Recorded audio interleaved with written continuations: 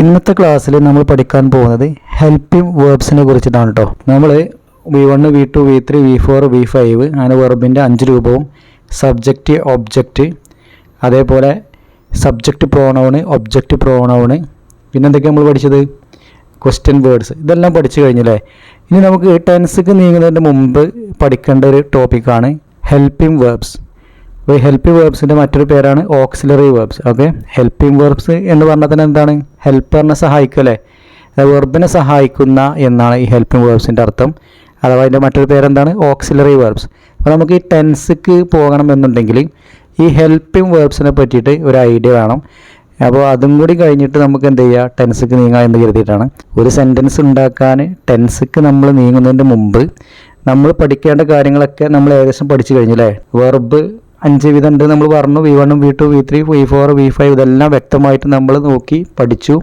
Subject എന്താണെന്ന് പഠിച്ചു, object എന്താണെന്ന് പഠിച്ചു, ക്വസ്റ്റ്യൻ വേർഡ്സിനെ പറ്റിയിട്ട് പഠിച്ചു, സബ്ജക്റ്റ് പ്രോണൗണും ഒബ്ജക്റ്റ് പ്രോണൗണും എല്ലാം നമ്മൾ നോക്കി.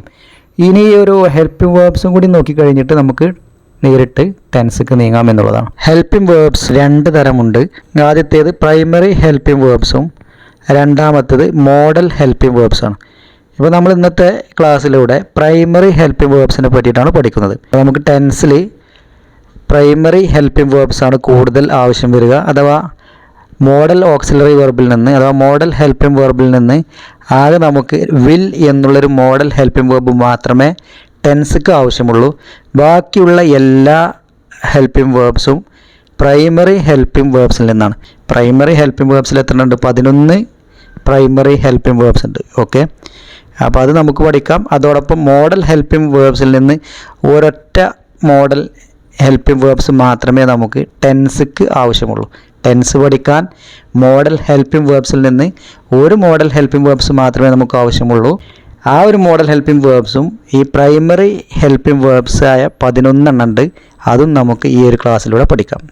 ആദ്യത്തെ പ്രൈമറി ഹെൽപ്പിംഗ് വേർബ്സ് ബി ഫാമിലിയിൽ പെട്ടതാണോ. ബി ഫാമിലിയാണ് ആദ്യത്തെ പ്രൈമറി ഹെൽപ്പിംഗ് വേർബ്സ്.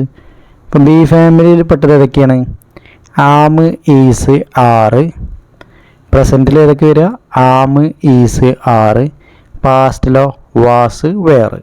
ഇപ്പം ആം, ഈസ്, ആറ് എന്നാൽ എന്താണ് അർത്ഥം, ആകുന്നു എന്നാണ് അർത്ഥം കേട്ടോ. അത് ആം എന്നുള്ളത് ഐനോട് കൂടി മാത്രമേ, ഐ എന്ന സബ്ജക്റ്റിനോട് കൂടി മാത്രമേ ആം ഉപയോഗിക്കുള്ളൂ. ഈസ് ആണെങ്കിലോ സബ്ജക്റ്റ് സിംഗുലർ ആണെങ്കിൽ ഈസ് ഉപയോഗിക്കും, സബ്ജക്റ്റ് പ്ലൂറൽ ആണെങ്കിലോ ആർ ഉപയോഗിക്കും.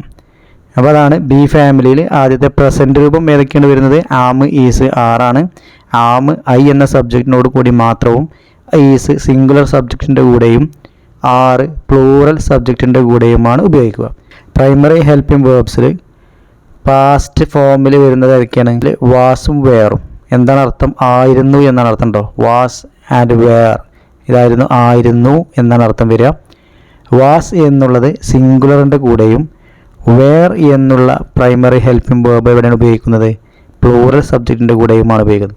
വാസ് സിംഗുലർ സബ്ജക്റ്റിൻ്റെ കൂടെയും, വേർ പ്ലൂറൽ സബ്ജക്റ്റിൻ്റെ കൂടെയുമാണ് ഉപയോഗിക്കുന്നത്. അങ്ങനെ ടോട്ടൽ ബി ഫാമിലിയിൽ 5 ഹെൽപ്പിംഗ് വേർബ്സ് ആണുള്ളത് കേട്ടോ. അടുത്തത് ഹാവ് ഫാമിലിയാണ്. ഹാവ് ഫാമിലിയിൽ പ്രസൻറ്റിൽ ഹാസും ഹാവും ആണുള്ളത്. ഹാസും ഹാവിൻ്റെ അർത്ഥം എന്താണ്, ഉണ്ട് എന്നുള്ളതാണ്. ഹാസ് ഉപയോഗിക്കുന്നത് സിംഗുലർ സബ്ജക്റ്റിൻ്റെ കൂടെയാണ്, ഹാവ് ഉപയോഗിക്കുന്നതോ പ്ലൂറൽ സബ്ജക്റ്റിൻ്റെ കൂടെയുമാണ് കേട്ടോ.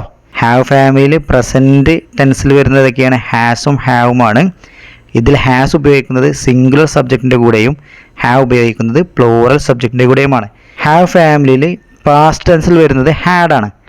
ഹാഡ് എന്നാൽ എന്തർത്ഥം, ഉണ്ടായിരുന്നു എന്നുള്ളത് കേട്ടോ. സബ്ജക്റ്റ് സിംഗുലർ ആയാലും പ്ലൂറൽ ആയാലും ഹാഡാണ് പാസ്റ്റിൽ വരിക. അങ്ങനെ ഹാവ് ഫാമിലിയിൽ 3 ഹെൽപ്പിംഗ് വേർബ്സ് ആണുള്ളത്. ഏതൊക്കെയാണ്, ഹാസ്, ഹാവ്, ഹാഡ്.